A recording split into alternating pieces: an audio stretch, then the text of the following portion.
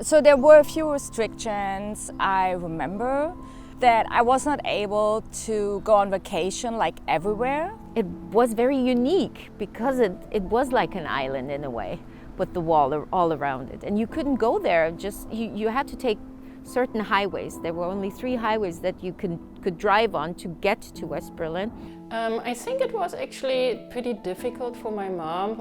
I was still pretty small, so for me, kind of growing up, it was kind of normal to visit my family on the east side. So we were allowed to visit them from West Berlin to East Berlin, but the other side of the family was not allowed to visit us.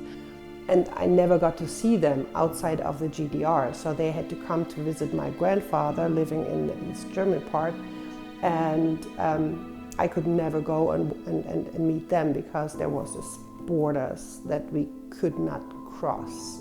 We were always able to visit East Berlin. You had to exchange 25 Deutschmarks to be there for a day, and you got 25 East German Deutschmarks in exchange, but they were pretty useless. It was you couldn't buy anything with it. Even as a child, I realized what was not that normal is that the way we had to go through all the checkpoints and everything to just make it from West Berlin to East Berlin, because they were very strict about everything.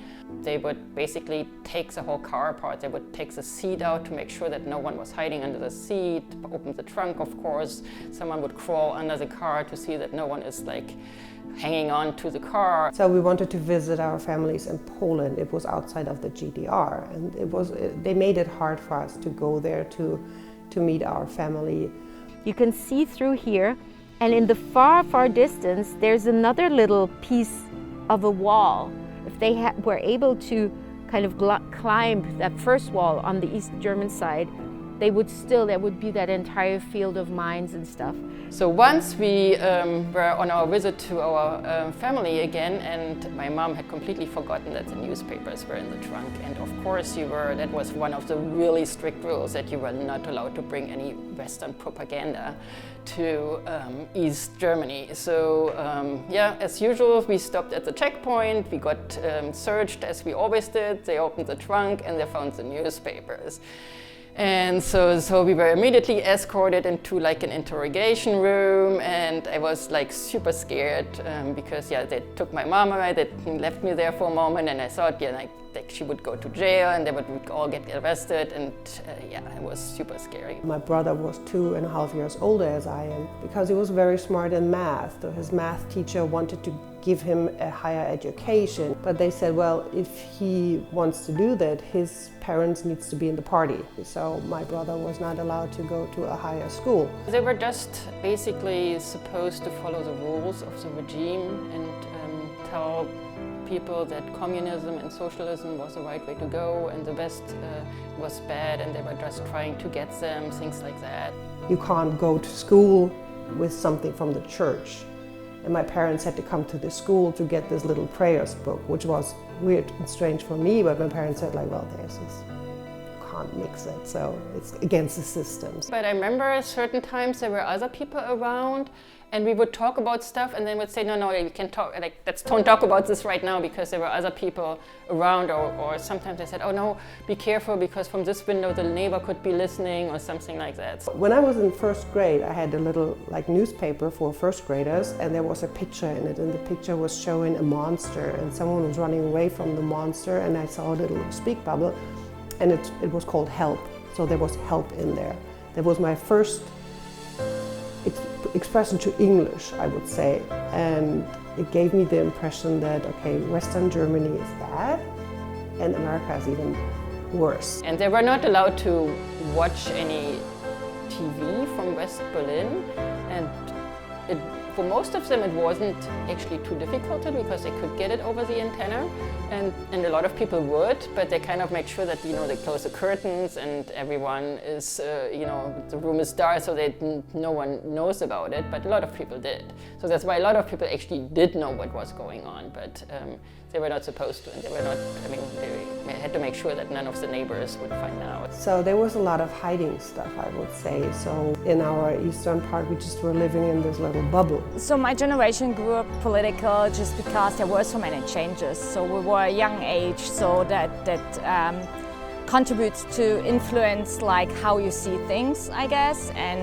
you start to ask questions at a pretty early age. I mean, you knew just whatever the news told you, and that was, I mean, obviously watched the news daily, and the couple of months leading up to the fall of the wall, there was a big movement already. You could tell something was brewing, but never, and I would say anybody who says they predicted this is making this up now.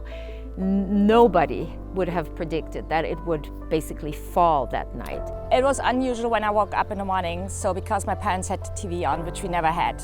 So usually we just had the radio on with music or whatever. And they had the TV on, and I saw those pictures from the night where the wall came down and people were there.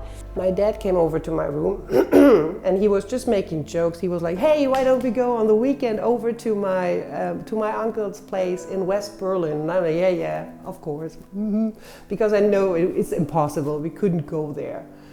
And then a couple of hours later he was like, "Hey, do you see this?" So the wall came down, and on a Saturday, which was November 11th, my dad and I really went over to visit his uncle in West Berlin. We were at a big birthday party. The person who had invited everyone at some point came on stage and said, "Guys, the wall fall, everyone is on the streets. Go somewhere to one of the checkpoints, people are coming over from East Berlin." He was right, there were like tons of people on the streets, they were all cheering. There were this little East German cars called Trabis driving over, and everyone was like just clapping, and they had their windows open, they were giving people a high five, and some people gave them money because they didn't have West German money. For me, I was living in the GDR, and I'm colorful today, and I felt colorful when I grew up, but when I first made step into western part of Germany, it was like, ooh, it's colored TV here, and before that it was all black and white. But I remember after the wall came down, definitely there was a real abundance of food items. So much food, and everything was always there. I remember there was an abundance of food items and toys and clothes, so just like too much, almost. People didn't have phones in Berlin, like in East Berlin. You would go to people's houses, you would go to your neighbor, you would knock on their doors, and you would leave a little paper. Everybody had a little paper and pen on their door. You could leave a little note if you were there, and it was so much more direct. It was a beautiful sense of community and friendship that I felt there.